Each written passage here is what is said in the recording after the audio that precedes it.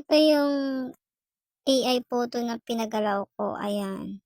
Kumuha ng strawberry tas lumayo. Paano nga ba gawin yan? So, una, magpunta ka sa Google Chrome, mag-search ka ng Pixverse AI. Ayan yung logo niya. And then, pindutin mo yon. Tapos, wait mo lang, maglo-loading yan. At ito ang lalabas. Dito, dito sa baba, ayan, meron diyang, mag-upload ka dyan ng picture na gusto mong pagalawin.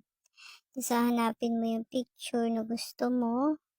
Ito yung pinili ko. At pindutin natin yung done sa taas. At antayin mo mag 100% yan. Tapos dito sa tabi, ilagay mo yung manok na maingay sa labas. Charot. Pasensya na sa maingay. Siyempre, dyan mo ilalagay kung anong gusto mong ipagawa. Kung anong gusto mong galaw. So, yan, nilagyan ko. At, pinindot ko yung create sa baba. Tapos, wait lang natin yan. Mag 100% ulit.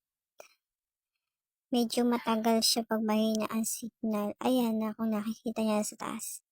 Ayan yun. And then, pindutin natin para makita nyo na gumagalaw na yung picture. At yung manok ay maingay pa din. Ito yung download, kung gusto nyo i-download. Ayan siya, gumagalaw. Mahina kasi yung signal ko eh. Pero gumagalaw na yan. In-upload ko na yan sa aking Facebook page. Yan, ganyan. Kita nyo ba? Gumagalaw na siya. Kanina hindi yan ganyan. At kung gusto nyo i-download, click nyo lang yung download. Tapos, itong watermark para walang bayad. Ito ay magagawa nyo araw-araw. Kapag naubos yung pang-create nyo, kinabukasan ulit pwede. Okay? At hindi lang iyan ang pwede niyang magawa.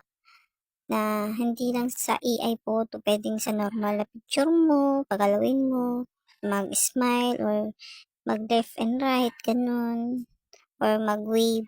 Kahit anong pagawa mo pwede. Then pag pinindot mo yung download, punta ka dito sa files para pumunta dyan sa iyong gallery. Ayan. Okay na yun. Nasa gallery mo na. Pindutin natin tong gallery. At ito na siya. Nandito na siya. Oh. Click lang natin. Ayan. Kumagalaw na ang ating picture. So, ganun lang kadali